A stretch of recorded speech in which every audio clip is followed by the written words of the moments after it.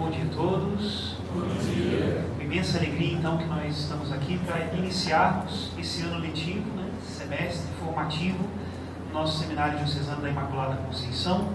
Como é tradição, nós iniciamos sempre com uma aula magna, uma exposição um pouco mais pausada, um pouco mais detida, em um tema relacionado à filosofia e à teologia.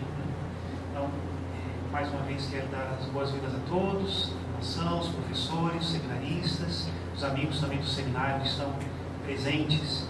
E hoje, aquele que nos brindará com essa exposição será o nosso bispo diocesano, Dom Pedro Cunha Cruz.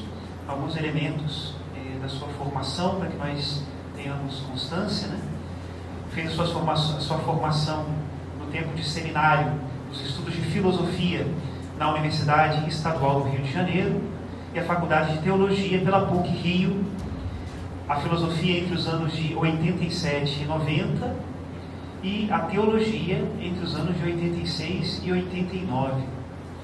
Em Roma, esteve também obtendo o mestrado em Teologia Fundamental pela Universidade Gregoriana,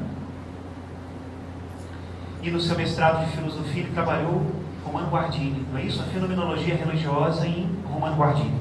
E o doutorado em Filosofia pela Pontifícia Universidade da Santa Cruz, entre os anos de 93 e 96, onde ele estudou Henrique de Lima Vaz, um diálogo entre a racionalidade e a antropologia. Então, com muita alegria recebemos o nosso bispo e ouvimos dele também a sua aula magna. Uma salva de palmas ao nosso bispo.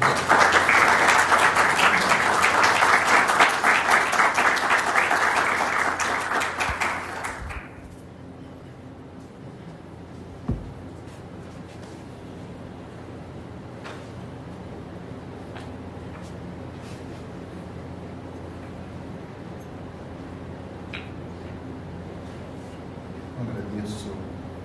Está baixinho, o som do microfone. Vou aumentar um pouquinho mais.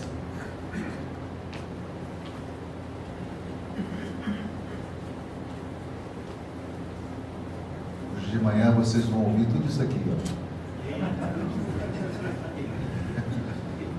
Talvez a gente saia daqui 1h, 2 da tarde, tá bom, né?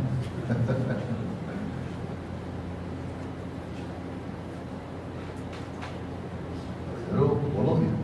Todos ouvindo bem? Então agradeço o convite a me feito para poder proferir esta aula magna.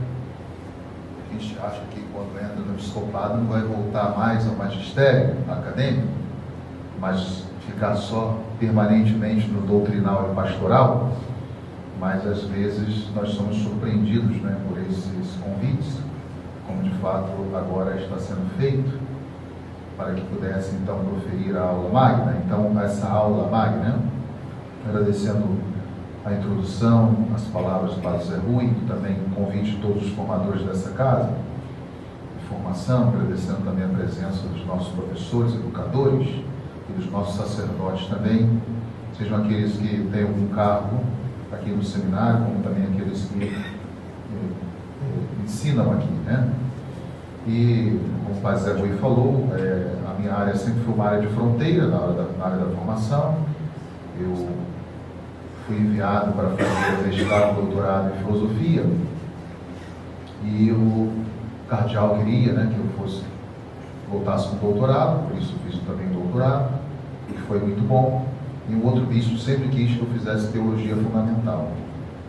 Por obra e ironia do destino, um bispo formado em teologia fundamental é então chamado para ser bispo auxiliar no Rio de Janeiro. E aí o seu cardeal falou assim: o senhor vai ter que agora fazer, além desse doutorado, um outro mestrado em teologia fundamental, porque não temos nenhum professor nessa área aqui. E para fazer mestrado em teologia fundamental, precisamos de alguém que tenha uma boa formação filosófica. O senhor já está aí com doutorado, então fiquei um tempo maior em Roma, para poder fazer também o mestrado. E quando comecei o processo de formação, meu orientador disse para mim: olha, eu quero que você trabalhe um autor que seja de filosofia e teologia. Eu falei: qual é? Romano Guardini. Bom, muito bom pensador. Qual é a obra que o senhor quer que eu trabalhe dele? Ele falou a obra em alemão, Religion und Offenbarung, Religião e Revelação. Eu falei, tem em italiano, inglês, francês? Não, essa obra é só em alemão, mas ele trabalha um autor filósofo alemão, chamado Rudolf Otto, uma obra chamada Das Heilige, que é o Sagrado. Aí, como é que eu vou fazer para estudar essa obra? Ele falou, só vai ter que ir para a Alemanha. Aprendeu alemão e vai ter que citar na fonte, porque não tem tradução nenhuma. Então, passei 2 temporadas de 3 meses, né, na Alemanha, estudando alemão, o suficiente para poder escrever, né, e fazer algumas consultas sobre esse grande pensador, que foi de fato considerado filósofo e teólogo, né? Tanto é que ele é considerado ainda hoje o filósofo da religião e pensamento alemão, e foi também um grande mentor do movimento pré-conciliar na Alemanha, né? Ele é também jesuíta, e como eu estudei na Gregoriana, na Universidade dos Jesuítas, né? Aí um jesuíta empurrando para o jesuíta, né? Então pediu que eu estudasse o Romano Guardini. E na área da filosofia, como já foi mencionado, um autor que vocês devem conhecer bastante, até o 2001 era considerado o maior filósofo do Brasil, um filósofo de inspiração cristã, que é exatamente o Henrique Cláudio Lima Vaz, onde tem as 2 obras mais de destaque do seu pensamento, a Antropologia Filosófica, em 2 volumes, né? E também escritos de filosofia, ética e cultura. Então ele sempre se dedicou a esse tema da antropologia e ética. Então fiz o tema da antropologia e ética no pensamento de Henrique Cláudio de Lima Vaz. Então, o texto que eu vou passar para vocês, essa aula que eu vou proferir, ela é pautada em um segundo livro que eu escrevo com um filósofo, né? Um filósofo que eu conheci lá em Minas Gerais, foi seminarista, chamado Elvis Rezende, né? E nós escrevemos pela Paulus o Evangelho Social, que é sobre um compêndio manual básico de doutrina social da Igreja. Não sei se deixei já um exemplar aqui para o seminário, mas se não deixei, vou deixar depois como uma dedicatória. E aí esse livro tem uma bela síntese, né, de todos os documentos sociais da Igreja. E é uma vertente um pouco mais, né, à luz desse magistério dos vários papas, de Leão XIII até Papa Francisco, né? E depois nós decidimos fazer o Evangelho da Pessoa, não mais o Evangelho Social, aí sim entrando numa área muito específica minha e dele também, que ele também aprofundou nessa área da antropologia. E nesse Evangelho da Pessoa está aí o tema, né, da minha pequena conferência desta manhã: quem é o ser humano, né? Mas Dom Pedro, essa pergunta é uma pergunta tão antiga, né, e tão nova. O célebre filósofo Eric Voegelin, ele escreveu uma obra em 3 volumes, Modern History. Ele fala justamente sobre os grandes impérios ecumênicos, que são as civilizações de todos os tempos, que se puseram a mesma pergunta, algumas perguntas fundamentais sobre o ser humano. E essas perguntas, então, elas persistem, né, e vão persistir em todas as gerações. Recentemente, o Papa Leão, ele praticamente mostrou que o Concílio Vaticano II é o Concílio da Igreja, né? Nós temos esse problema aí com a Fraternidade São Pio X, né, que não aceita o Concílio, já deu a resposta ao prefeito, né, do Dicastério para a Doutrina, dizendo que agora rever o Concílio e voltar a essa comunhão seria uma traição em relação à própria tradição, né, da Igreja, e eles não querem negar a tradição e tem essa falta de comunhão, né, e querem assim continuar ordenando padres e bispos, né? Então é uma postura totalmente cismática. Então, antes mesmo desse diálogo, o Papa já tinha falado: o Concílio Vaticano II é o Concílio da Igreja. Tem voltado também a esse espírito de sinodalidade, quando já reuniu todos os cardeais, né? E quer continuar essa postura agora no curso desse ano de 2026, né? Que nós estamos apenas iniciando. E aí, quando ele fala isto, veio à mente como nós podemos responder. Então nós vamos, com uma linguagem do Concílio, uma luz do Concílio, responder essa pergunta fundamental sobre o ser humano, à luz da Palavra de Deus, por isso é chamado o Evangelho da Pessoa. e ao mesmo tempo fazer aquilo que é a continuidade descontínua, que é um pouco da linha do Henrique Cláudio de Lima Vaz, que foi durante muito tempo considerado um pensador hegeliano, mas que na verdade não é, porque ele via através da Universidade Católica, a Juventude Universitária, a JUC, né, Juventude Universitária Católica, indo para uma leitura marxista, um tanto quanto distorcida, e ele como filósofo lá do Ibrades, né, depois foi transferido para, queria ir para Brasília, o arcebispo não aceitou, hoje ainda estão lá em Belo Horizonte, transferiu esse instituto para Belo Horizonte, e ele ficava muito triste ao ver as pessoas que estavam trocando, como ele dizia, o Evangelho pelo Manifesto Comunista, né, ou pelo Capital de Karl Marx. Então o marxismo estava dominando vários setores da cultura, e os jesuítas, como nós sabemos, eles são chamados sacerdotes que têm essa vocação, essa veia para evangelizar a cultura. Então ele escrevia vários artigos, né, lá no Ibrades, que era o Instituto de Filosofia ligado à PUC, contra esse pensamento, e ele foi assim um grande mentor na tradução da Filologia do Espírito de Hegel, e todos ficaram abismados, porque ele tinha um doutorado em Platão, o tema da dialética e da contemplação dos escritos do jovem Platão, mas ele sempre foi um pouco aqui e acolá considerado um neotomista. Se pudéssemos defini-lo, ele seria um neotomista, que fazia, a partir da leitura da tradição clássico-filosófica, ele conseguia conjugar, né, estabelecer esse diálogo com o pensamento moderno. Então, muitas vezes a gente vai ver ele analisar o pensamento de Descartes para diante, mas no livro da Paulus, a tradução do Fenomenologia do Espírito de Hegel, tem um belo prefácio, né, dele, um professor da UERJ chamado Luiz Bica, não sei se continua lecionando, ele tem um doutorado em Hegel. Ele dizia: se vocês lerem o prefácio do padre Vaz, que está escrevendo aí nesse livro, 50% do pensamento de Hegel vocês vão entender, né? Então ele mesmo reconhecia a capacidade, né, do Lima Vaz de interpretar, né, e sobretudo para tentar desviar um pouco dessa leitura, né, assim, da esquerda hegeliana sobre a realidade histórica e social, sobretudo voltada para o Brasil. Então, nós partimos dessa questão da Gaudium Spes, porque foi a Constituição que tentou dar uma resposta, né, assim, mais premente em relação a como a Igreja poderia continuar com todo o seu arcabouço filosófico, teológico, da tradição, a dialogar com o mundo. Não é só uma postura teológica, né, mas também filosófica e teológica, né? Então, o Vaticano II, ao tentar responder essa pergunta, vai situar o ser humano numa perspectiva enigmática, mas ao mesmo tempo em diálogo com a cultura atual, mas sem se esquecer que o homem é um mistério. Então podemos dizer que a Gaudium Spes, ela foca o homem, a definição do homem, em dois aspectos, né? O primeiro é o aspecto de o mistério, e o outro é a imago Dei. O homem é mistério, mas ele também é a imagem de Deus, né? Então, qual é a postura da Gaudium Spes? Reconstruir o humanismo a partir da compreensão do ser humano. E aí, a partir dessa reconstrução, tentar responder a pergunta: o que é o ser humano? E o ser humano nós não respondemos, senão que pelo conceito de pessoa. Então, ao tratar aqui do ser humano, nós queremos responder a pergunta: o que é a pessoa?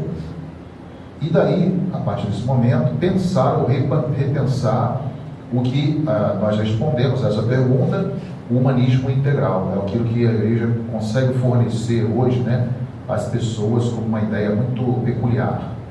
Então, o homem é mistério. Mistério vem do grego mio, e mio significa fechar-se. Mas o fechar-se, voltado para aquilo que pode ser fechado e aberto. Por exemplo, fechar a porta pode ser aberta. Fechar uma janela, a janela pode ser fechada e aberta. Fechar e abrir os olhos, por exemplo. Aí vem o verbo mio, né? Então existe ao mesmo tempo uma dimensão de revelação, ou seja, de abertura, mas existe também uma dimensão de um fechar. Então por isso que é nessa perspectiva que só a partir da revelação nós vamos entender o homem na sua grande plenitude, na sua grande dimensão.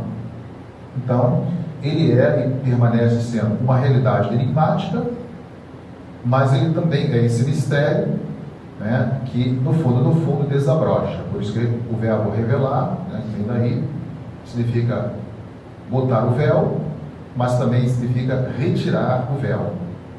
O homem, de fato, é um mistério. Então, como é que o Gaudium Spes define o homem? O mistério do homem, só no mistério do verbo encarnado, se esclarece verdadeiramente. É a citação da Gaudium Spes, número 22, né? Então, o concílio, ele reconhece e proclama solenemente que o ser humano é uma realidade profunda, daí o rio, mistério, que inspira questões, que é digna e se distingue então da criação, mesmo diante dos paradoxos de sua pequenez.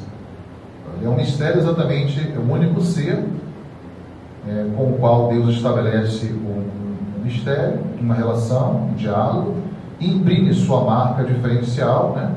Pela liberdade, pela vontade, pela racionalidade, diferente de todos os outros seres, né? Então podemos dizer, não podemos nos entender como pessoa fora desse mistério de Deus, que é uma íntima comunhão e relação da pessoa do Pai, da pessoa do Filho e da pessoa do Espírito Santo. Então, quando eu trabalhei meu doutorado no Lima Vaz, Antropologia e Razão Moderna do Pensamento dele, ele bota assim aquelas categorias fundamentais do ser humano: a relação de subjetividade, a relação de intersubjetividade e uma relação de transcendência. São esses três níveis fundamentais que fazem com que o homem viva uma experiência de abertura e ao mesmo tempo de realização, chama da categoria da realização. Sem percorrer esse itinerário, o homem não chega jamais a entender, a se entender. Vamos falar um pouco mais adiante disso aqui. Então, a imagem da unidade da Divina Trindade, nas pessoas divinas, elas são uma relação de uma para com a outra. Então, aqui também nós resgatamos não só o Gaudium Spes 22, como também o próprio Catecismo da Igreja Católica, que ao falar da Trindade trata dessa forma, né? É uma relação equilibrada e saudável entre as pessoas e que vivem uma perfeita comunhão. Então, podemos dizer, vocês conhecem muito bem o Cardeal Ladária, né, que é um grande antropólogo, fiz curso na Gregoriana com ele, né? Agora ele está bem idosinho, já bem idoso, está emérito, né? Então ele faz um comentário no seu livro, Introdução à Antropologia Teológica, muito conhecido por todos nós. Ele vai dizer: o Concílio Vaticano II recorda que o homem é uma questão não resolvida. Ninguém tem uma resposta cabal, satisfatória ao problema do homem. Daí a pergunta: o que é o homem, né? Quem é o homem? Quem é o ser humano? Da qual ninguém pode escapar dessa pergunta, mesmo sendo uma pergunta complexa, principalmente nos momentos mais importantes da vida, diz assim a Gaudium Spes número 21. E essa questão sobre o homem não é apenas um problema ou um enigma. Daí o conceito de mistério iluminar essa pergunta e trazer a resposta. Mas constitui também, em termos escritos, um mistério, reflexo do próprio mistério de Deus. Então, um mistério que é insondável, onde nós vamos falar, mas sempre teremos ainda que falar, né? Não conseguimos falar plenamente desse mistério, mas a partir daquilo que é revelado, conseguimos falar o que é possível falar e o que é mais do que suficiente, necessário para nós compreendermos o mistério do homem a partir da revelação do mistério de Deus. Então, o mistério que somos, ele é reflexo do mistério de Deus. A pessoa que somos é a imagem da comunhão de pessoas que Deus é. Então, a perspectiva bíblico-teológica é, assim por dizer, o ponto de partida da reflexão antropológica cristã. E não somente uma contribuição a mais, dentre outras. A nossa visão antropológica cristã do homem não é uma a mais dentre muitas outras. Ela é uma com uma identidade própria e diferencial. Aqui está a chamada peculiaridade da antropologia cristã. E continuando então essa obra do Ladário, ele vai dizer que no próprio conceito de homem deve haver lugar para os planos de Deus para ele. Por conta disso, a relação de transcendência que nós estabelecemos, uma relação com o absoluto. Se nós não chegarmos nesse nível, aí vamos ver depois do eclipse dos temas metafísicos e dessa relação com o transcendente e o absoluto, que a própria história, né, a racionalidade científica vai passar, como todos nós conhecemos, mostrando então que a antropologia cristã, ela não obtém sua ideia do homem de outras fontes, a não ser dessa fonte bíblica e reveladora de Deus, para depois então, partindo dessas, fazer afirmações que constituam sua contribuição específica para o problema do homem e para esta resposta sobre o que é a pessoa, o que é o ser humano. Então, a própria noção cristã de homem já deve ressaltar a propriedade e a originalidade de sua raiz, sem que isso, portanto, implique desconhecer as contribuições válidas, e até necessárias, que nos chegam também de outras fontes científicas. Nós estamos negando, fechando. Por isso eu falei, o Lima Vaz tem essa postura sempre de diálogo com a cultura moderna e a cultura contemporânea. Ele mostra que é possível, mesmo à luz das muitas contribuições do pensamento clássico cristão que ele fala, ter também essa postura de abertura e receber também algumas contribuições de outras fontes, mas sem se distanciar daquilo que identifica a nossa antropologia como tal, a antropologia cristã.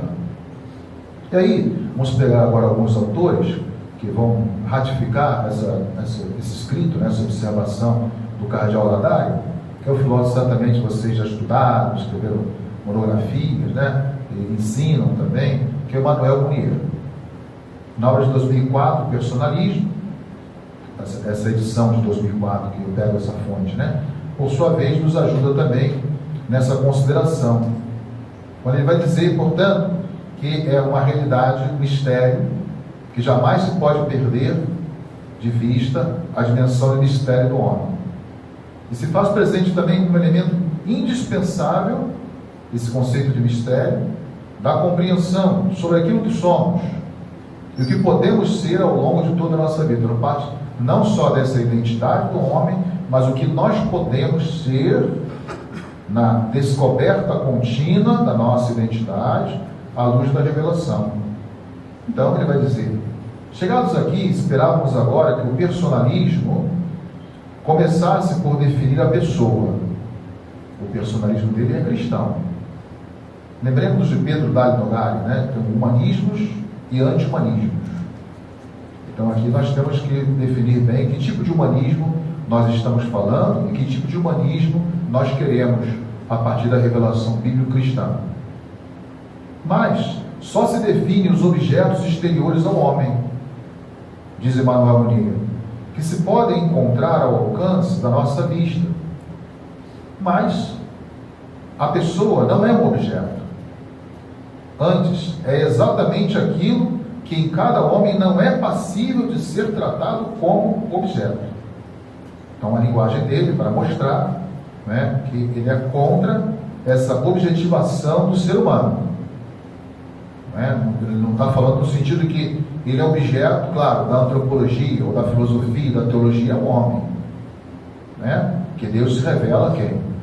Não aos animais, mas ao homem. Então, mas ele está dizendo exatamente que a gente não pode tratar o homem como todos os outros objetos. Então, aqui está uma das contribuições, onde ele vai dizer: a pessoa não é o mais maravilhoso objeto do mundo, objeto que conhecemos de fora, como todos os outros. Você pode se maravilhar com o homem, bom, mas o homem é a mesma coisa. Estudar um animal, estudar um homem é a mesma coisa, o mesmo patamar.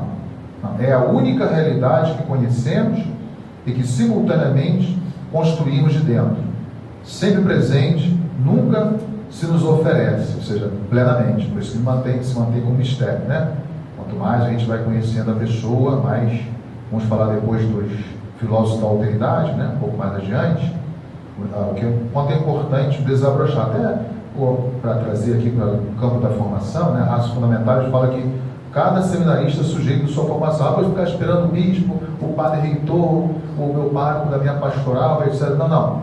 Quem vai se revelar durante o processo de formação é o próprio seminarista. É um conhecer o outro, conhecer a formação do seminário, o que a igreja quer, e ao mesmo tempo dar-se a conhecer. Vai se desabrochando, Então, um seminarista racio-fundamental deixa muito claro isso, né? Que oculta a sua identidade não será um bom padre, né? Mas estou falando isso mais assim, trazendo, né, para essa realidade contemporânea nossa, mas é o que na verdade está dizendo aqui o Emmanuel Munier, né? Sempre presente, nunca se nos oferece. Não nos precipitemos, contudo, arrumando-a no reino do indizível, mas sendo os recursos da pessoa indefinidos, nada do que a exprime a esgota, nada do que a condiciona a escraviza. Não sendo objeto visível, também não é um resíduo interno. É uma atividade vivida de autocriação, de comunicação e de adesão, que em ato, com movimento de personalização, alcançamos e conhecemos progressivamente. Daí eu falar daquelas relações fundamentais do ser humano. Se ficar estagnado na relação de subjetividade, cai naquele ostracismo, né? Fica só na sua ipseidade. Mas nós precisamos também da alteridade e da relação com o transcendente. Bom, somos pessoas desde que fomos desejados por Deus e criados por Ele. Mas ao longo de toda a nossa vida, nós nos desenvolvemos como pessoas. O fato de onde nós vimos o relato de Adão e Eva, né? Como entra o pecado no mundo. Foram criados como pessoas. Viveram a liberdade, mal usada, mas aquele fato de dizer sim à proposta do fruto proibido da serpente, demonstra que Deus criou livremente o homem e a mulher, mesmo sendo a sua imagem. Então, cada pessoa é o que justamente sendo, o que é em seu sentido mais profundo, ao longo de todo o seu percurso existencial, como tal, não somos um mero devir. O movimento para qualquer lugar, né? Devir significa isso, um movimento para qualquer lugar, mas para o mistério de nosso próprio ser. Aliás, eu falei um pouco da teologia sapiencial, né, na missa de hoje, porque é aquele conceito, bom, o grande drama de Jó, né? Bom, mas Senhor, ele morre só com a fé, perdeu tudo, como nós sabemos. Mas ele quer saber uma resposta sobre uma pergunta fundamental: haverá uma vida póstuma? Número 1. Ou a vida termina com a morte? Segundo, se há essa vida póstuma, qual será o prêmio dos justos e a pena dos ruins, dos maus?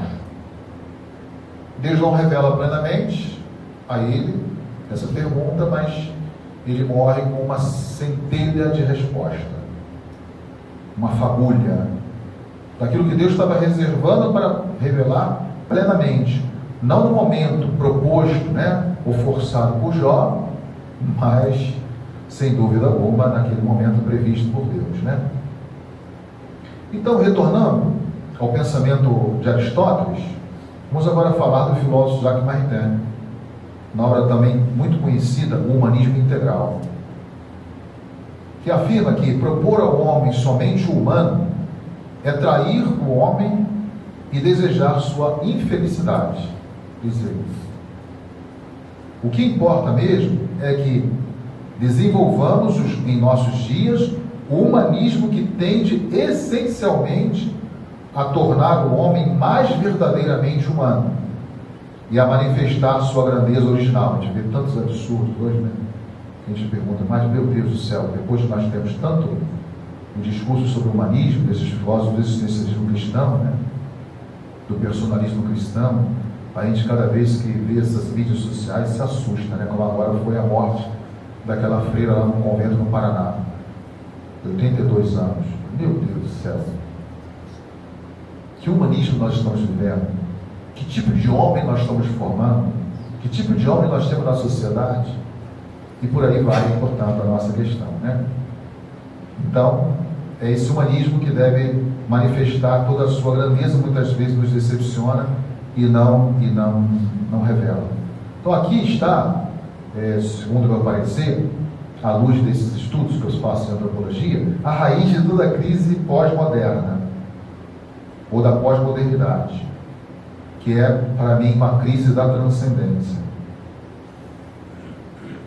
Então, Maritain vai dizer, é importante percebemos essa grandeza original para não cairmos em um humanismo autorreferenciado ou antropocêntrico.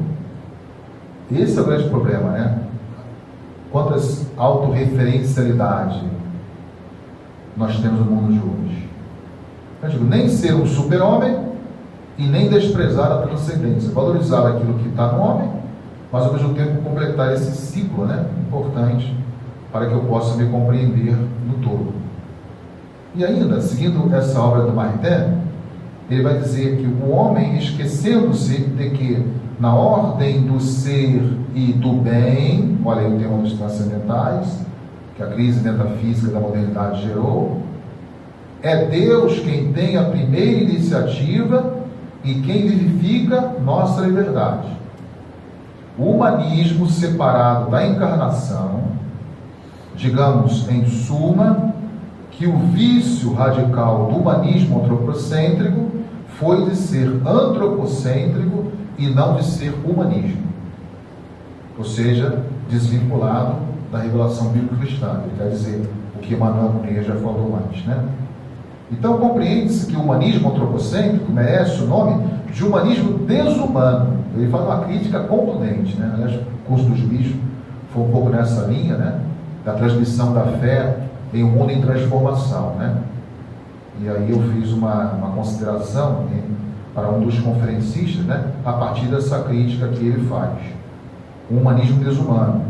E que sua dialética deve ser encarada como a tragédia do humanismo. Ele usa a expressão muito forte nessa sua obra. O humanismo separado da encarnação é uma antropologia sem mistério. Mas, repitamos, é no mistério do Verbo encarnado que o próprio mistério da pessoa se esclarece plenamente. Aqui rebusca-se a Gaudium Spes, né, número 22.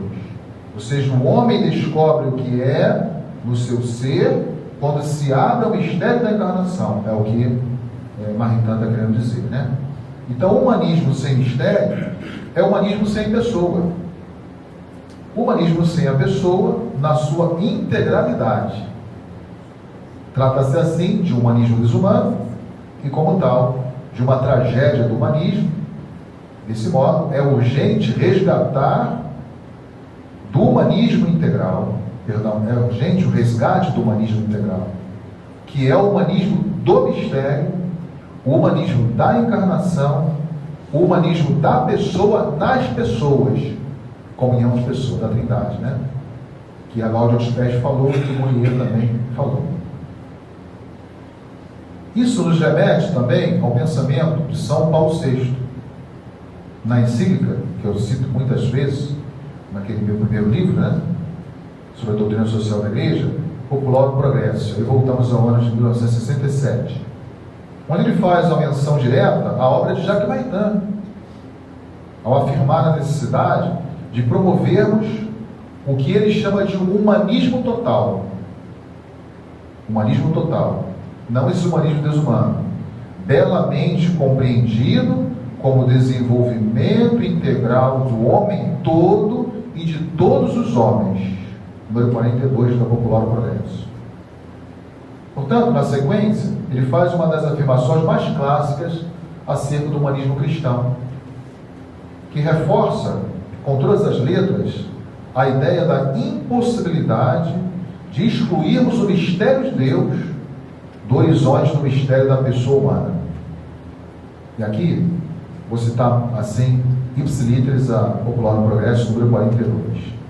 Poderia, aparentemente, triunfar com o humanismo limitado, fechado aos valores do Espírito e a Deus, fonte do verdadeiro humanismo. O homem pode organizar a Terra sem Deus, mas sem Deus só a pode organizar contra o próprio homem. O humanismo exclusivo é o humanismo desumano. Não há, portanto, verdadeiro humanismo, senão o aberto ao absoluto, já falamos da relação de transcendência, reconhecendo uma vocação que exprime a ideia exata do que é a vida humana. O homem, longe de ser a norma última dos valores, só pode realizar a si mesmo ultra ultrapassando-se, olha o verbo reflexivo, ultrapassando-se. Segunda frase tão exata de Pascal, citada na Popular Progresso, hein? Ele resgata tanto Maritain como Pascal, ao dizer: o homem ultrapassa infinitamente o homem. Daí a dimensão do mistério. Papa Bento XVI, na Caritas in Veritate, fala alguma coisa muito parecida também. Vai dizer que ele fez um importante resgate, hein, da Popular Progresso, Bento XVI, afirmando que o ser humano não pode por si mesmo fundar um verdadeiro humanismo. Então você vê que dá uma sequência de pensamento cristão, né? Acerca da realidade humana, do ser humano e também do próprio humanismo. Então o humanismo que exclui Deus é o humanismo desumano. Ele fala, ele usa a expressão do próprio Maritain, Bento XVI também, além de Paulo VI, né? Só o humanismo aberto ao absoluto pode guiar-nos na promoção e realização de forma de vida social e civil. É a consciência do amor indestrutível de Deus que nos sustenta no fadigoso e exaltante compromisso a favor da justiça, do desenvolvimento dos povos, por entre êxitos e fracassos, na busca incessante de ordenamentos retos para as realidades humanas.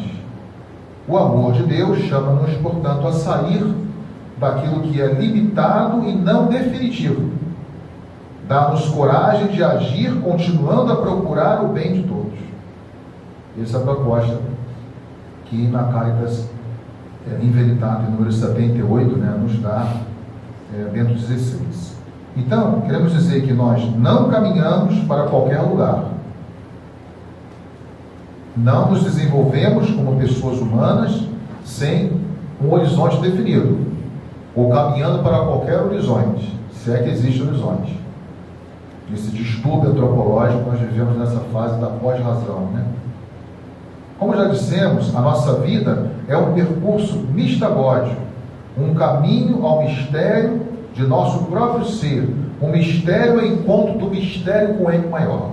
Então, se o homem é o mistério, daí, né? Mis do mistério, falei para vocês, um abrir-se. Então ele precisa abrir essa porta, abrir essa janela, abrir o seu ser para esse mistério maior, para ter, portanto, a sua identidade reconhecida. Então, fazendo mais uma vez um rebuscar da expressão de Mounier, a pessoa é o movimento do ser para o ser, e não é consistente senão do ser que visa ser, sem cessar a experimento como algo que me ultrapassa. Daí essa relação de voltar-se para esse mistério com um M maiúsculo. Bom, em base a isto, mostrando essa relação do homem com o mistério, ainda temos algumas questões pertinentes a aprofundar. Como colocar na cultura externa, ou resgatar essa centralidade da pessoa. E em base a essas várias definições que fizemos, são muitas, poderíamos fazer ainda mais, colocar o ser humano no centro não é equivalente ao reivindicar de um antropocentrismo egoísta e vazio. Será que a gente está ligando as categorias de relação? Será que não é um egoísmo nós queremos colocar esse tema do homem? Não. Então, podemos dizer que o antropocentrismo fechado, que faz do individualismo um dogma socioeconômico intocável, tal como ocorre hoje no liberalismo, precisa reivindicar a recolocação da centralidade humana, que pressupõe a denúncia de falsos humanismos e a necessidade de reconhecer que todos somos pessoas humanas e precisamos estar no centro, justamente como pessoas humanas. Então nós estamos vivendo essa cultura econômica, né, mercadológica. O Papa Francisco gostava de falar sobre essa questão, né, que é o dogma socioeconômico. Não podemos tocar nesse ponto. A cultura mercadológica vê também o homem a partir da sua produção e da sua capacidade de produção. Mas aí, quando vê o homem nesse antropocentrismo distorcido, qual é a visão real do homem? Qual é a dimensão espiritual e transcendente do homem, né? Então, nós assistimos hoje, dentro da cultura, um sistema individualista e ao mesmo tempo utilitarista ou coletivista, né? Se você está ali no grupo, a minha sobrinha é formada em parte de RH, e ela trabalha essa dimensão da boa convivência dos funcionários das empresas, onde, quando tem essa boa convivência dos funcionários, há uma melhor produção deles para a empresa. Então, geralmente, as empresas hoje mandam embora funcionários que não conseguem conviver com os outros que são diferentes. Então, esse é um setor específico, olha, que é formado em administração para o RH. Ela trabalha especificamente esse campo, né? Então, tendo essa coletividade bem trabalhada, tem também uma melhor produtividade. É hoje a cultura mercadológica e trabalhista. Mas nós temos também uma visão de um sistema nacionalista, que descarta algumas vidas em detrimento de outras, que é outro sintoma que nós temos, né? Esses sistemas ditatoriais que o mundo hoje tem voltado. E ao mesmo tempo que o Papa fala da cultura do descarte, está presente aqui também. Ele falava da cultura do descarte, né? Ou seja, escolher esta ou aquela pessoa, este ou aquele modelo de vida. Parece que a sociedade vai nos pressionando para isso. Escolher essa ou aquela pessoa para minha amizade, essa ou aquela pessoa para estar comigo, esta ou aquela pessoa para viver ou não viver, que é a cultura, portanto, do aborto. A autorreferencialidade da mulher para decidir até sobre a outra vida que está nela. Então ela decide, ela vai viver ou não vai viver. Hoje tem essa questão do feminicídio muito forte, mas quando chega esse período do carnaval tem muitas propagandas dizendo, olha, o não da mulher é não, o sim da mulher é o sim. Então ela vai escolher se ela quer ficar com um ou com o outro. Está aqui presente um pouco esse modelo também, né? Que é um pouco da cultura do descarte, na linguagem do Papa Francisco, né? Mas é o que nós estamos falando aqui à luz dessa reflexão. Então, a proposta é recolocar o ser humano no centro. Não se trata de um slogan. Alerta Fabrice Radiati, do qual nós vamos falar um pouco mais adiante, né? O que está aqui em jogo é a questão antropológica de base. Ele então vai rebuscar Santo Agostinho, como também o Bernard Sisboué, na obra dele O Homem Maravilha de Deus, é um ensaio de antropologia cristológica. Esse autor aqui, qual eu mencionei, ele é atual, vivo, ele ensina na Suíça. Eu ainda brinquei lá com os professores do Anchieta quando eu tratei desse tema, né? Ele é francês de nascimento, com o sobrenome árabe e confessionalmente católico. Então ele vai falar desse Santo Sisboué e como o Sisboué trata esse tema, resgatando o Santo Agostinho. Agostinho, por exemplo, vai compreender que é isso uma consequência drástica do pecado humano. Esse humanismo desastroso que estamos assistindo, ocasionando o quê? Uma desordem de natureza antropológica que leva a mais pecado ainda, numa dialética descendente em que o homem está em contradição consigo mesmo. É preciso então recolocar o ser humano no centro, mas como ocorrido na dinâmica do próprio filho pródigo, quando volta para a casa do pai, ele volta para o centro, ele se distanciou do centro e se reencontrou, voltando, portanto, para a casa do pai. Aliás, uma das parábolas que nós sempre meditamos nesse tempo da Quaresma, né? Que uma vez caído de si mesmo, caiu em si e voltou a si. Né? Quantos empregados... Existe uma questão antropológica linda naquela parábola, que até moveu, né? Rembrandt escreveu, pintou aquele quadro lindo do filho pródigo. Eu gostava muito de... na formação do seminarista, eu colocava o quadro do Rembrandt e explorava os sinais, o que o autor queria dizer através da obra, né? Então, quando ele fala assim, mas quantos empregados meu pai tem que comer, eu aqui disputando a comida com os porcos, não é uma questão simplesmente de fome. Lucas queria dizer, transmitir muito mais do que isso. A palavra fala muito mais forte do que isso. Aquilo ali é a frase que expressa o cair em si, do qual aqui Santo Agostinho está refletindo sobre essa parábola, né? E resgatado por Bernardo Buíra. Aliás, um livro que eu sempre usava na teologia trinitária, né? Esse cair em si faz com que ele volte a si. O que significa a volta a si? Ele se volta para o mistério, para a casa do Pai, para a fonte da essencialidade do Filho, que é estar com o Pai. Então, a volta para casa, vou voltar para a casa do meu Pai, e dizer ao meu Pai, Pai, pequei contra o céu e contra a gente. Tudo isso está pregnado nessa linguagem, que precisa fazer uma interpretação antropológica e também uma hermenêutica, né? Então, esse cair em si que falta, que o Cisbuê está dizendo, está faltando à humanidade hoje, se cair em si. Porque aí ele não, se não tiver esse cair em si, a gente não impactar o mundo com essa realidade, uma coisa que faça o homem olhar a partir de dentro, né? Interior íntimo mel, superior sum mel, de Santo Agostinho.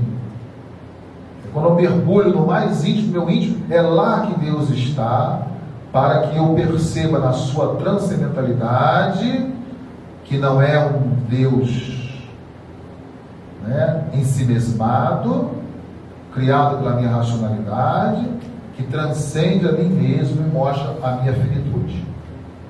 E de quanto a nossa finitude precisa se abrir à realidade propriamente de Deus. Então a existência do pensamento crítico que nós estamos fazendo sobre a realidade é grande. É grande. O tema de hoje, esse aqui é fundamental, tanto para a filosofia como para a teologia.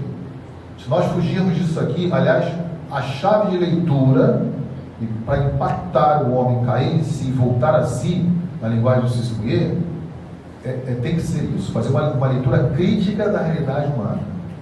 A questão antropológica ela aqui é profunda. E é profunda porque nós temos que saber, o ser humano, quem é ele? Voltamos a uma pergunta tão antiga, tão clássica. Essa pergunta, ela é uma questão irrenunciável. Temos que fazer em cada época, a cada dia, em cada instante. Uma pergunta que sempre volta, que venha sempre à tona. Por quê? Segundo a cosmovisão que a própria filosofia cristã quer dar, ele é uma realidade social, econômica, cultural, mas não pode ser uma realidade utilitarista, individualista de descarte. O homem vitruviano, né? Dimensione o homem. Chega na Leonardo da Vinci, no aeroporto de Roma, muitas pessoas não conseguem ver aquela escultura. Quando eu chegava antes dos voos, né? Eu vinha algumas vezes aqui ao Brasil, eu ficava ali olhando aquela escultura, escrito assim, dimensione o homem. Um homem nas suas múltiplas dimensões, né? Do braço, pernas, vários braços abertos. Eu ficava fazendo uma análise antropológica ali, né? Nas suas múltiplas dimensões, não é uma coisa só. Reduzir o homem a um ponto significa, portanto, reduzir essa própria pergunta que é tão complexa, né?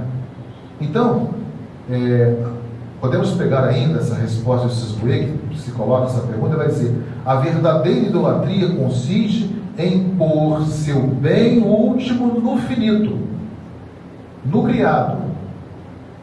É uma divinização absoluta do finito. É o que assistimos hoje. Por esse motivo, o homem é atirado a uma busca limitada das coisas, objeto após objeto. A alma escorrega para o menos que ela toma como mais, porque ela também não se satisfaz e nada lhe satisfaz. Essa busca limitada aliena o homem de si mesmo, põe-no à porta, faz-lhe perder a sua interioridade. Falamos de Santo Agostinho, né? E essa busca torna-se o quê? Uma alienação, uma escravidão.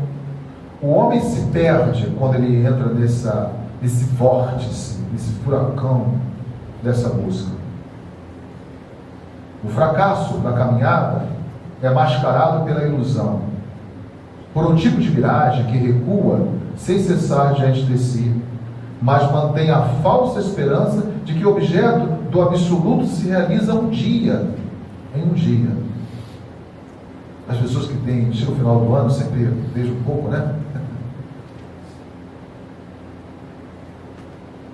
Aqueles milhões e milhões lá da Mega Sena da virada. Aí tantas matérias sobre aquilo, as pessoas vão lá, fazem aposta simples, falam, olha, mas se você conseguir ganhar 100 milhões, a chance de 100 milhões. Mas eu tenho a fé, mas que se eu ganhar aquilo ali, em um dia eu mudo a minha vida. Em um dia eu mudo totalmente a vida, né? Então, o ano jubilar, que nós acabamos de ver, mostrou justamente que Jesus Cristo é a única e verdadeira esperança. Nós não conseguimos nos realizar em um dia. Por um lado, é preciso reconhecer que o espírito moderno sempre se quis humanista. Mas, por outro, é preciso perguntar, que humanismo ele quis? E, de fato, ele produziu o humanismo que ele quis? Na prática, a autoexaltação humanista moderna também produziu em diversos aspectos um marcante autoaniquilamento do ser humano a partir daquilo que o próprio ser humano criou. E aí podemos dizer aqui, não vou cortar um pouco, né? Quais são os problemas que nós assistimos que confirmam essa teoria? Em pleno século XXI. A ideia de uma antropologia evolucionista, justificando, por exemplo, novas colonizações, que é o discurso de Trump, quer o Alasca, quer as terras cheias de metais preciosos de um país, de outro, quer comprar tudo. Olha aí. É ou não é uma neocolonização? Outra questão também, o machismo, a xenofobia, a pobreza exagerada, os racismos estruturais. Isso nós estamos assistindo, que reflete a crise do homem, da percepção da identidade do homem. E aquele humanismo anti-humano, né, o desumano que dizia o Maritain. Ora, não estamos aqui criando espaço para uma cosmovisão em sentido tradicionalista. Como as pessoas, isso aí é católico, isso é um cristão, já tem coisa de Bíblia, parece um proselitista da religião, da fé. Muitas vezes vamos ouvir isto, né? Ou até uma pessoa antimoderna com essa reflexão, que por sua vez só sabe ver pessimismo no mundo pós-medieval. É porque tem esses grupos mesmo, né? Não, eu aceito só até Trento para trás eu aceito, Trento para frente não aceito. Parece que as pessoas ficam lá estagnadas, aprisionadas, né, ao mundo medieval. Então, nosso pessimismo, não aceitamos nada dos nossos irmãos da fraternidade, né? Não podemos, de João 23 para frente, não. Até Pio XII. Mas não é por isso que nós temos essa visão do pessimismo do mundo pós-medieval. Mas é precisamente considerar que a promessa moderna, com seu destaque no iluminismo, foi a de que se a razão e a ciência guiassem a humanidade, estamos entrando no ponto mais central aqui, então o progresso viria. O homem fica o tempo todo nesse pensamento clássico, medieval, antigo, medieval, pensamento cristão. Então nunca vai vir o progresso enquanto a pessoa não se libertar dessa visão, vamos dizer, religiosa, teológica do homem. E de fato veio. Veio o progresso, veio, é verdade. Entretanto, quais foram os tipos de progresso que vieram? Aí eu mesmo coloco, né? Não está no livro, vai sair esse livro. Se eu não deixei o texto para vocês, para vocês comprarem também o livro e ajudar mais do que o bispo o professor, né? Guerras, polarizações, poucas relações interpessoais, relações virtuais, pouca sociabilidade e por aí vai. Estamos falando desse avanço tecnocrático, né? Nós assistimos aí. Nessa perspectiva, também o Papa São Paulo VI, em sua doutrina social, presente na Encíclica Popular Progresso, foi claro a explicar que se o desenvolvimento econômico não for acompanhado de um integral desenvolvimento humano, ou seja, humanismo integral, ele então não é verdadeiro desenvolvimento humano. E não passa de desenvolvimentismo e progressismo. E, portanto, de um humanismo desumano, buscando o que nós já falamos do Maritain. E aí, Fabrício Rajad, ele deu uma palestra em Portugal, em Lisboa, recentemente, para casais, muitos casais participando. A obra Recolocar o Homem no Centro, o Desafio Antropológico, 2015, essa obra, retoma esse raciocínio da Popular do Progresso, o pensador cristão, aproveitando o ensejo para refletir que as lógicas dos humanismos propostos por Francisco e Paulo VI concordam entre si, ajudando-nos então a compreender que os contextos de fala de ambos são distintos, mas uma linguagem teológica comum. Desse modo, se não há mais lugar para a transcendência humana, esse é o tema que eu trabalhei, aliás, no mestrado de filosofia e no doutorado de filosofia. Eu trabalhei o homem e a transcendência no pensamento de Henri Claude Limavady. Depois, antropologia e razão moderna no pensamento de Henri Claude Limavady. Toda a crise que nós estamos assistindo é uma crise da transcendência, o eclipse da transcendência. Se não há mais lugar para a transcendência humana na realidade contemporânea, então não há mais natureza humana para ela. Não resta lugar nela para a pessoa humana. O humanismo antropocêntrico realiza, assim, um pós-humanismo tecnocêntrico.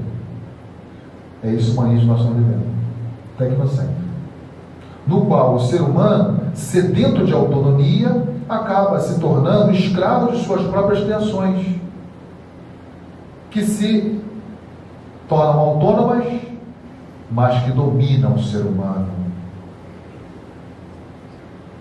Querendo tudo, o ser humano já não tem praticamente mais nada. Sua dignidade humana ontológica não se perde, não pode se perder. O Catecismo da Igreja Católica, no número 2267, fala isso. Apesar dessa crise, a dignidade continua ali. Mas a tecnocracia, quantas são as pessoas com o propósito de ficar sem isso aqui, ou só com o telefone sem acessar as mídias sociais, é uma coisa que vai escravizando o homem.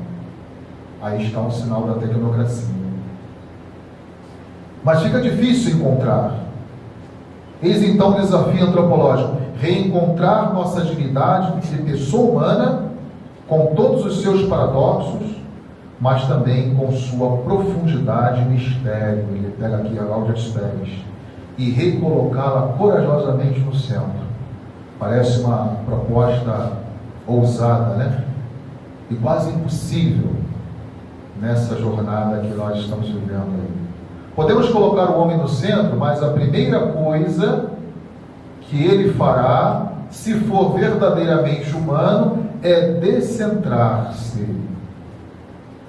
Ora, aqui, descentrar-se é abrir-se a transcender-se. Quando você se abre a relação de subjetividade, intersubjetividade, transcendência, você acaba também se transcendendo. Esse é o conceito de transcendência. Ou seja, o ser humano só pode se realizar ultrapassando-se, disse Paulo VI, retomando o filósofo Blaise Pascal. Como dissemos tantas vezes, o ser humano é pessoa e, como tal, é um ser de abertura à imagem e à semelhança do seu Criador, ou seja, ele é imago Dei. A comunhão de pessoas divinas, um transbordar-se de relações. Inevitavelmente, essa estrutura traz riscos, sim, mas sem isso não seríamos pessoas humanas. Da importância das relações também interpessoais, de percorrermos essas categorias das relações fundamentais do ser humano. Então, é urgente pensar seriamente a realidade que nos circunda. e especialmente pensar a nós mesmos.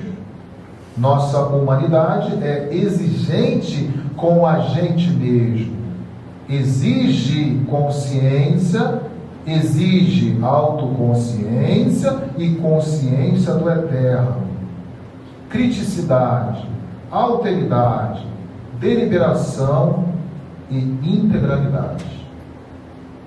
Aí sim, ou seja, exige uma dignidade verdadeira. É aquilo que os autores, francófonos pensavam, os filósofos da alteridade, Levinas, soi-même comme l'autre, José de Finance e tantos outros que vão falar sobre. O Lima Vaz também fala isso aí, l'affrontement de l'autre, ou seja, estar com o outro, se interligar ao outro. Soi-même comme l'autre, eu sou aquele quando me abro para o outro. O meu ser, eu, precisa do outro para o reconhecimento da minha ipseidade. E nós estamos vivendo, portanto, um ostracismo, muitas vezes nos impede disso aí, Tal é a dignidade, qual é a nossa dignidade hoje? A de um vazio hospitaleiro ao universo. Somos uma abertura transcendente, não um vazio fechado, encerrado em sua própria condição atual, mas na experiência de nosso limite, filho pródigo, de nossas dores e infelicidades, experimentamos também a nossa dignidade, pois reconhecemos tal condição e a ela questionamos: o que o filho trouxe? Não tinha mais dinheiro, ele não tinha mais calçado, ele não tinha mais roupa. E o pai, quando avista o filho, prepara logo roupa, prepara a festa, mata o bezerro. Ele não tem nada, perdeu tudo no mundo.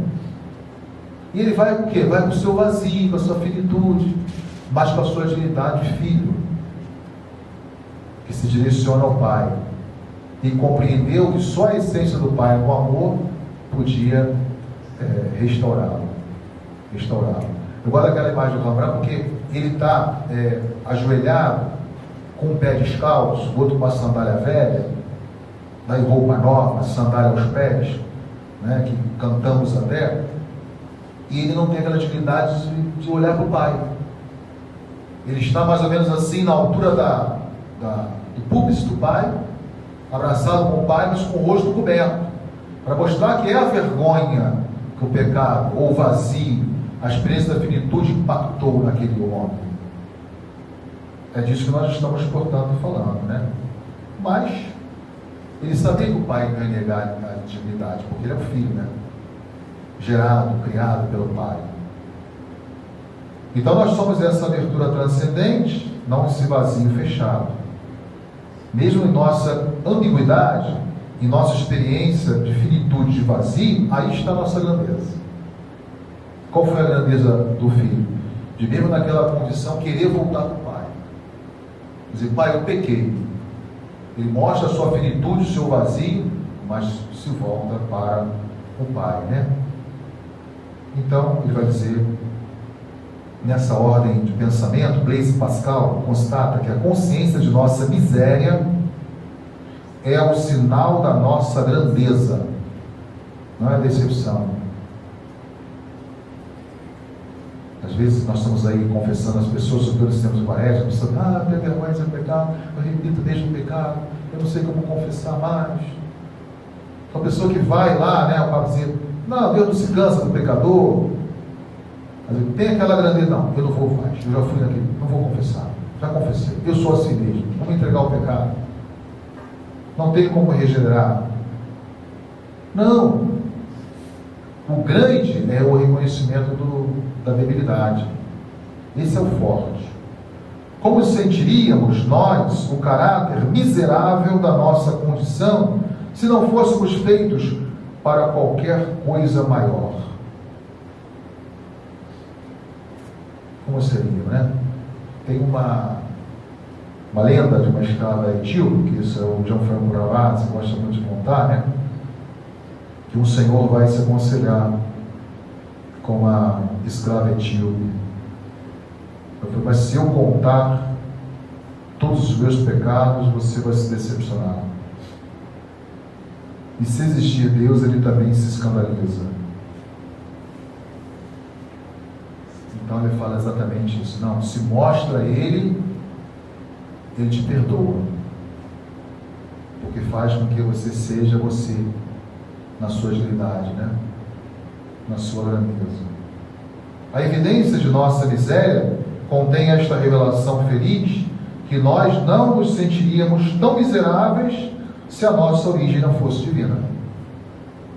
Por isso nós sentimos a miséria da fraqueza, da fragilidade, do pecado.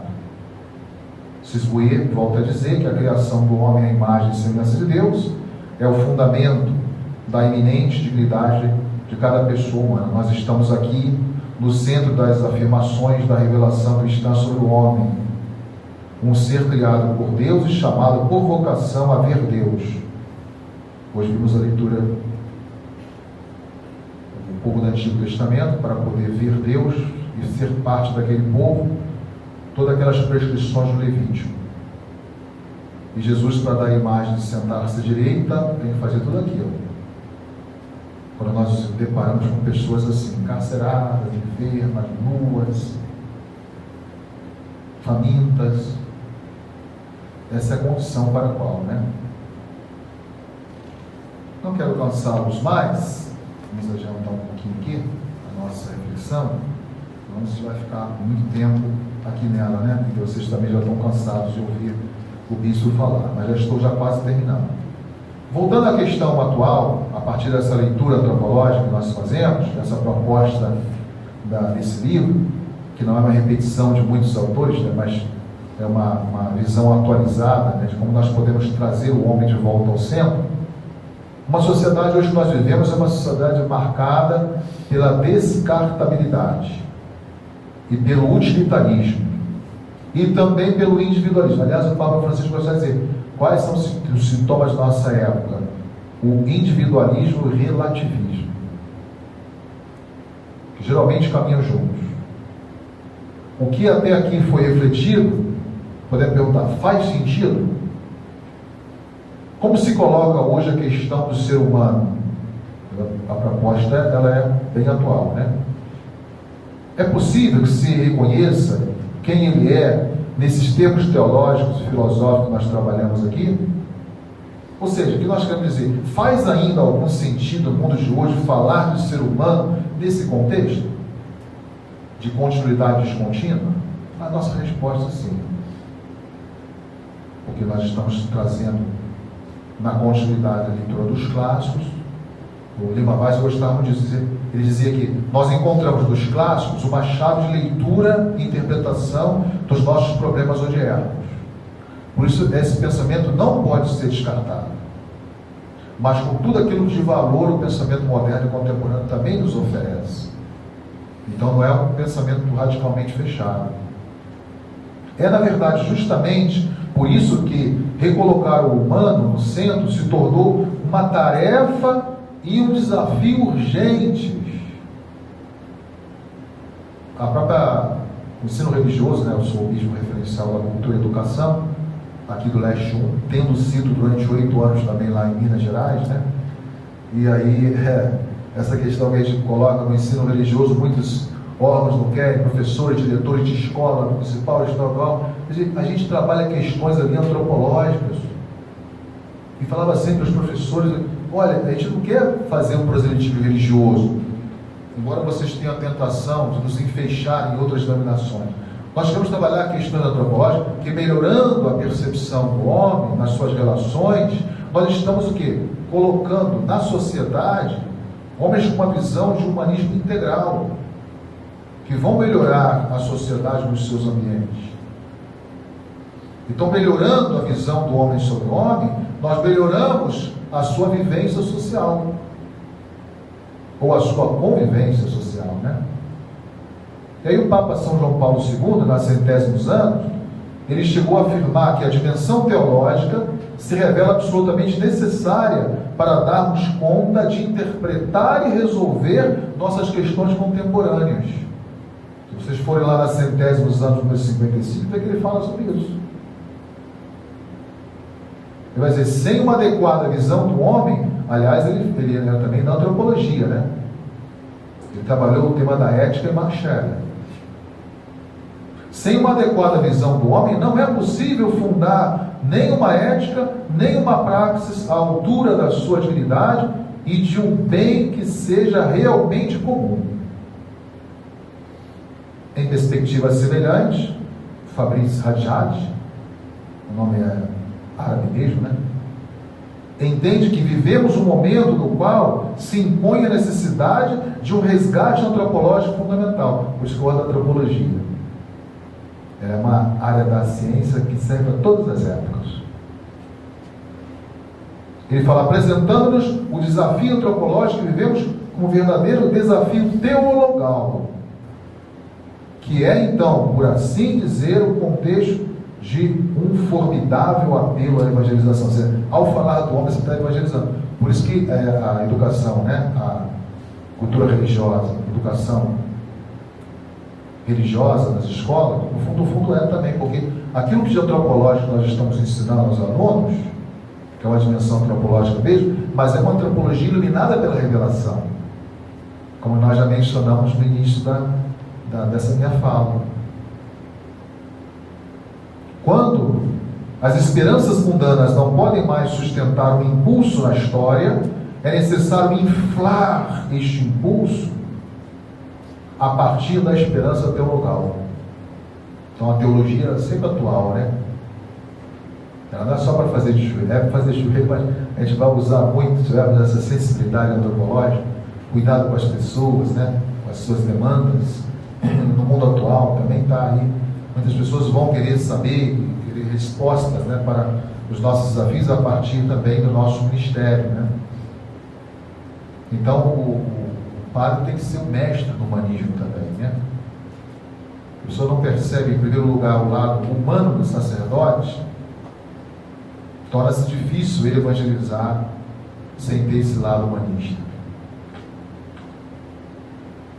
Manifesta-se assim o tempo, o espaço propício para o resgate da esperança, da fé, da transcendência, para além de toda alienação ou satanização do mundo. Nós estamos querendo fazer isso, como algumas denominações, grupos religiosos fazem.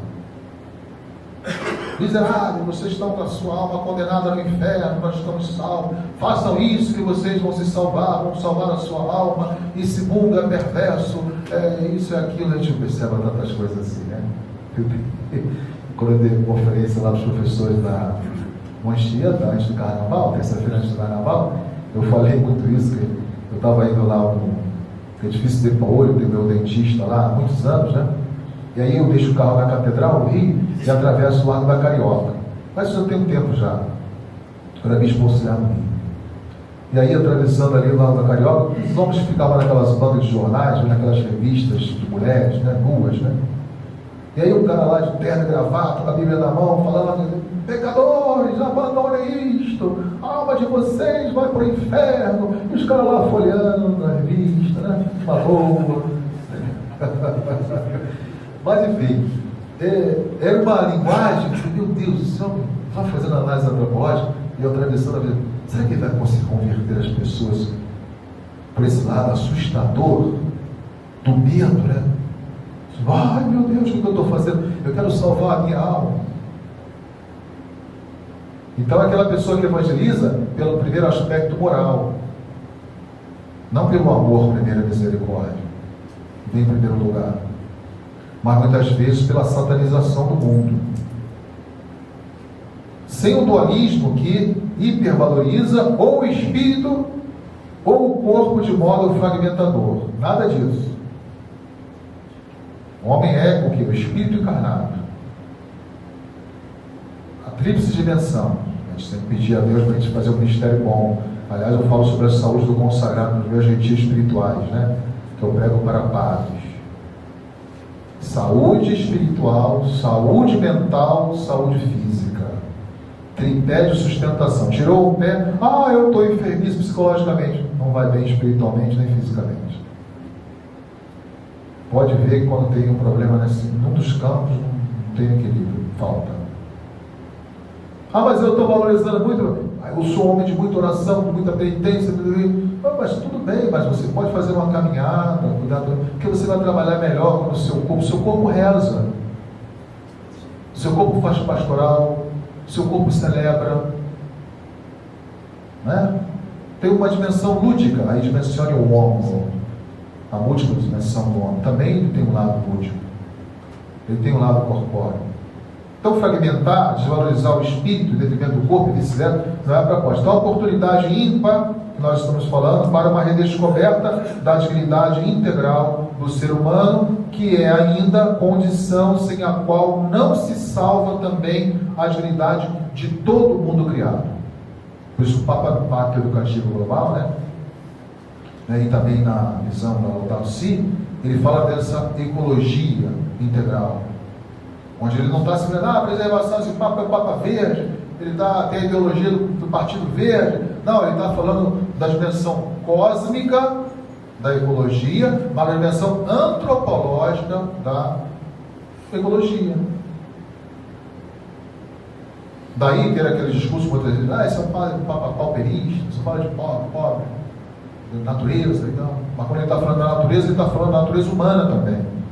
Que a desintegração do cosmos que estamos assistindo é reflexo da própria desintegração antropológica, onde coloca em xeque a dignidade de todo o mundo criado, que não tem mais essa percepção. Essa visão criacionista do mundo. O mundo vai se autorreciclar, sejamos mais evolucionistas.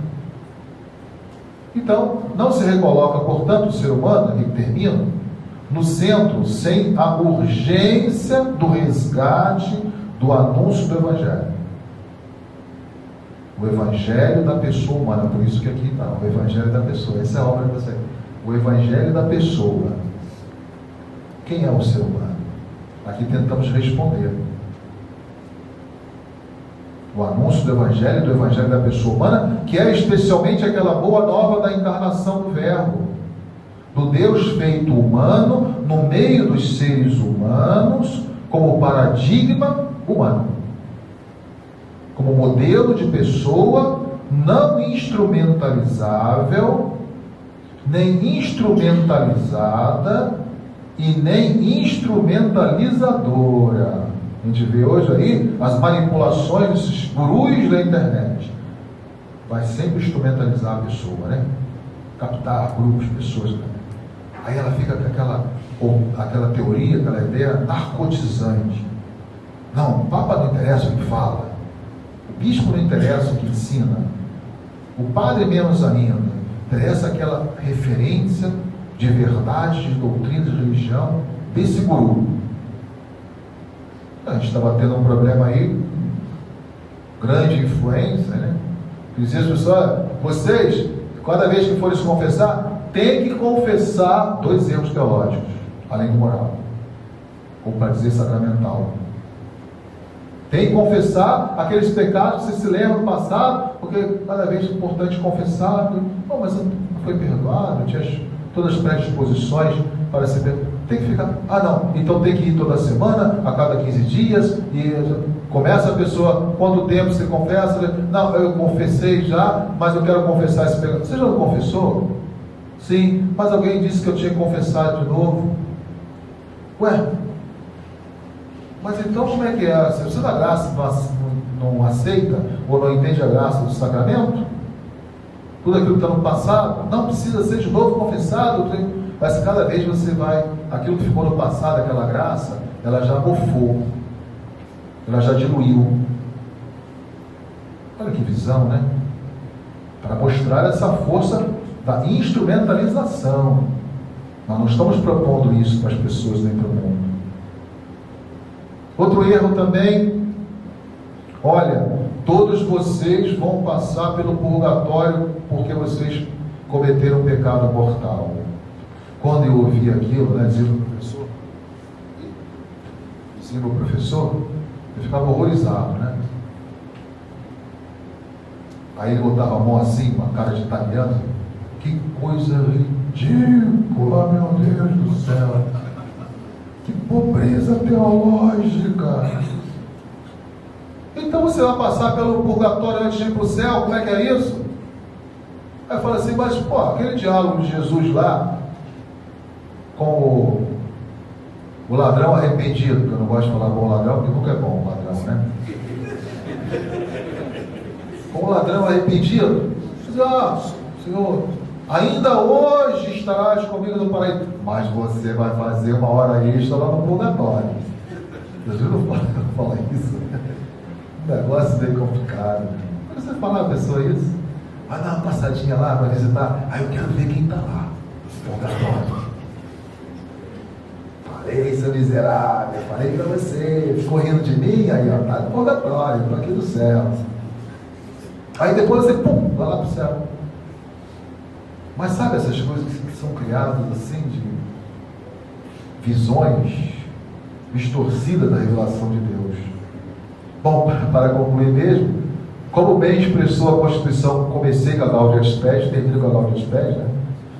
Tipicamente Constituição pastoral, é no mistério do Verbo que o mistério humano se esclarece plenamente e temos acesso à revelação de nossa elevada vocação, hein? Porque já falei em relação a todos os seres criados. A única vocação elevada, a condição de comunhão com Deus, esse Deus trinitário, é o ser humano, com quem Deus se relaciona de maneira diferenciada. Antropologia, nesse sentido, e cristologia, se iluminam reciprocamente. Porque Cristo é o Verbo encarnado. Tão humano assim, só podia ser Jesus Cristo, Filho de Deus. É o mestre, né? Humanismo e humanidade. Com implicações que ainda fazem sentido e sempre farão, não se envergonhe. Essa antropologia cristã que nós falamos aqui e a própria cristologia não são visões desatualizadas, obsoletas. Não. Tem as implicações que ainda no mundo de hoje têm um sentido e vão sempre fazer sentido. Ontem, hoje e sempre. No caso contrário, não é o Verbo encarnado, não é o Filho de Deus, anunciando a grandeza, a primazia e a dignidade integral de cada pessoa. É isso que a antropologia e a cristologia vão fazer, e denunciando tudo aquilo que a degrada, que viola e a pequena. Então esta é a nossa proposta, né? Para que a gente possa então tentar corrigir, né, as distorções desse humanismo desumano do qual fala Maritain, né? Então agradeço a atenção dos senhores e das senhoras e obrigado por ter ouvido pacientemente um pouco mais de uma hora.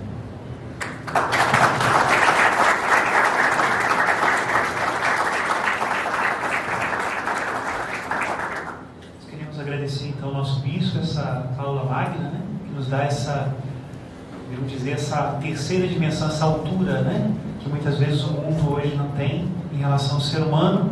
Fala-se tanto de psicologia, fala-se até um pouco de alteridade, mas pouco se fala de transcendência, né, como o senhor colocou que é a crise, o tempo que nós estamos vivendo. Então, muito obrigado, senhor, por essa fala, por ter instruído tanto. Agradeço também a todos os que estão, os que vieram para participar dessa aula magna, em nome da formação. Quero expressar o nosso muito obrigado e convidamos a todos também para o almoço aqui conosco no seminário, certo? Muito obrigado a todos.